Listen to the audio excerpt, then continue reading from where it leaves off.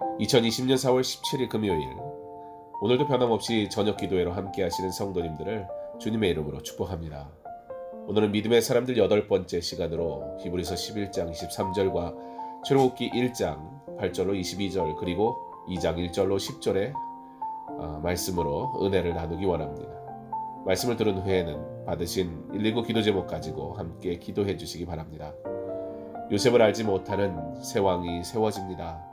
그리고 그 왕과 백성은 이스라엘의 강성해지는 것을 두려워하며 그들과 함께하기보다는 그들을 억압하는 정책을 펴니다. 그럼에도 불구하고 이스라엘은 강성해지고 그럴수록 억압과 노역의 수위는 높아져 갑니다. 급기야 산파를 시켜 민족의 씨를 말리려고 딸일 경우에만 살리고 아들이면 죽이라고 합니다. 그러나 그들이 하나님을 두려워하여 아들을 살려줍니다. 이에 왕이 산파가 아닌 모든 백성에게 명령하여 아들이 태어나면 나일강에 던질 것을 명합니다. 레위 가족 중 한 사람이 가서 레위 여자에게 장가들어. 이때가 모세가 부모가 결혼했던 때입니다. 남녀가 결혼하여 가정을 이루면 자녀를 주시는 것이 선물인데 기쁨인데 당시에는 걱정과 두려움이었습니다. 믿음으로 모세가 낳았을 때의 의미가 어떤 의미인지 알 것 같습니다. 모세의 부모의 이름은 출애굽기 6장 20절에 나옵니다. 아므람의 그들의 아버지의 누이 요게벳을 아내로 맞이하고 히브리 사람 아므람이 아내 요게벳이 임신을 하니 걱정이 생겼습니다. 그런데 성경은 이 모든 상황에 대해 믿음으로 모세를 낳았다라고 말씀하고 있습니다. 이것이 매우 중요합니다. 두려움 속에 믿음으로 주신 선물에 대해 기도하였기 때문입니다. 그리고 믿음으로 주신 선물인 줄 알고 믿음으로 나온 아이 모세를 본 아므리와 요게벳이 모세를 볼 때 그 아이가 잘생긴 것을 볼 수 있게 됩니다. 히브리서는 아름다운 아이임을 보고라고 기록합니다. 무슨 말인가요? 어떤 부모가 자신의 자녀가 예쁘지 않겠습니까?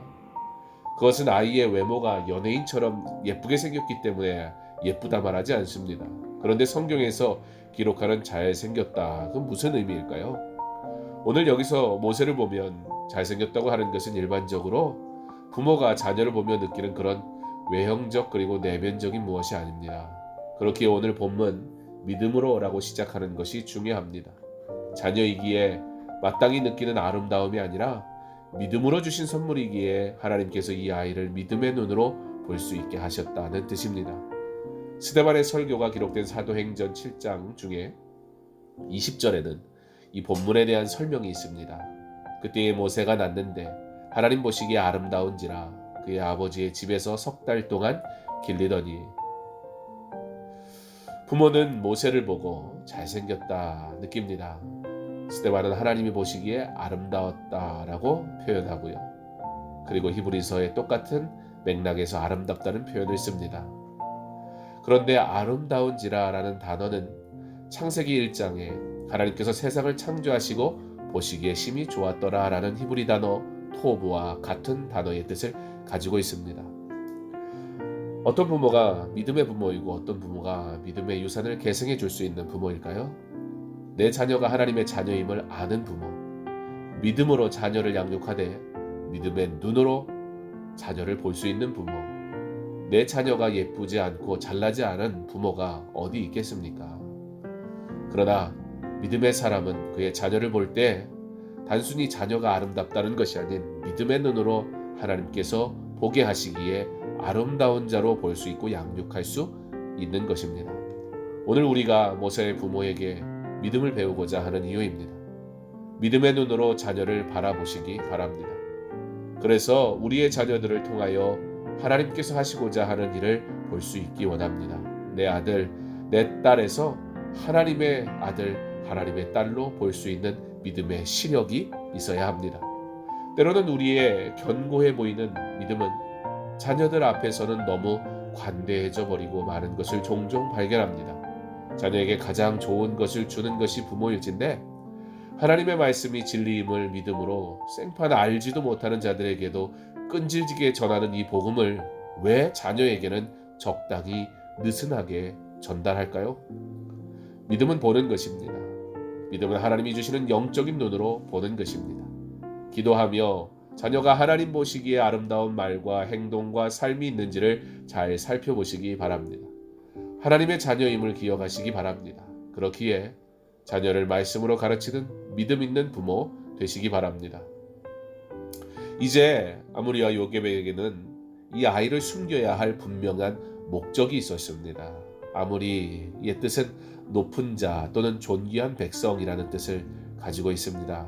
아므리와 같은 어원을 가진 단어인 아미르는 이스라엘의 왕이라는 뜻입니다. 그의 이름에 맞는 믿음의 삶이 그에게 있었습니다. 두려움 속에서도 기도하였고 믿음으로 기도하였기에 하나님께서는 그들로 믿음의 눈을 가지고 보게 하셨습니다. 그런데 믿음의 사람에게 보이는 것만이 있지 않습니다. 믿음의 사람은 본대로 행동합니다. 석 달 동안 숨겨 왕의 명령을 무서워하지 아니하였으며 하나님의 법보다 세상의 법이 위에 설 수 없습니다. 그리고 성도는 세상의 법과 하나님의 법 사이에서 하나님의 것을 취할 줄 알아야 합니다. 세상이 아니라 하여도 하나님이 옳다고 하시면 그대로 행하는 것입니다. 세상이 옳다 하여도 하나님이 죄라고 말씀하시면 그것은 죄인 것입니다. 이 당연하고 마땅한 것이 그리스도인의 삶에 분명하게 행하여지지 않기에 교회가 힘을 잃는 것입니다. 세상이 교회를 하나님의 말씀을 가볍게 보는 것입니다. 모세의 부모는 하나님께서 하실 일을 볼 수 있는 믿음이 있었기 때문에 모세를 나일강에 던지지 않고 숨겼습니다. 하나님께서 모세에게 어떤 계획이 있을 거라고 단순히 믿는 것만으로 충분하지 않습니다. 생명을 구하기 위하여 모세의 부모는 행동으로 옮겼습니다. 강물에 던지라는 왕의 명령을 거부하고 아이를 강물에 띄웠습니다. 자신들의 생명을 구하고자 강물에 띄운 것이 아니라 살리기 위하여 한 것입니다. 그래서 갈대 상자를 만들어 방수 기능을 할 수 있는 역청과 나무진을 바르고 노아로 방주를 만들게 하시고 살리신 하나님을 기억함으로 작은 방주를 만들어 띄운 것입니다.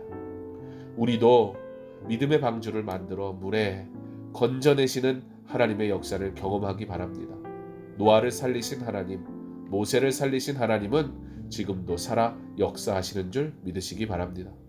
유대인들은 성년식 때 3대가 하나님의 말씀의 전수식을 갖습니다. 랍비가 보는 앞에서 할아버지가 아버지에게, 아버지가 아들에게 토라, 즉 율법을 전수하는 것입니다. 하나님의 말씀을 다음 세대에 전수하는 것은 유대인의 사명입니다. 그런데 할아버지는 이때 율법을 건네면서 눈물을 많이 흘린다고 합니다. 왜냐하면 토라 전수식은 할아버지에게 사명 완수로 인해 삶을 마감한다는 것을 의미하기 때문입니다. 이처럼 말씀은 목숨을 걸고 계승하는 것입니다. 아므리와 요게벳이 그와 같이 하였습니다.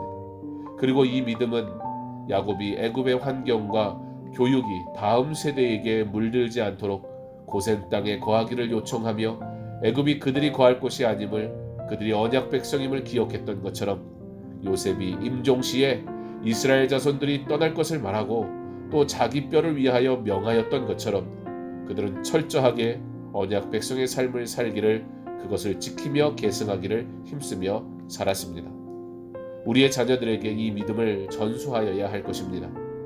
말씀을 계승하는 사명은 삶이 다하는 순간까지 하는 것입니다. 우리가 포기할 어떤 근거도 이유도 자격도 없습니다. 다른 이의 몫이 아닙니다. 교회와 함께 가정에서 책임져야 할 사명입니다. 포기할 수 없습니다.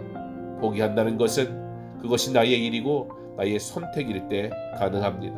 그러나 사명은 완수하는 것입니다. 그리고 이 사명을 믿음으로 완수하는 것입니다. 하나님께서 저와 여러분에게 믿음 주셔서 믿음으로 보게 하시고 믿음으로 행하게 하심으로 하나님의 구원의 복된 일에 참여케 하실 줄 믿습니다.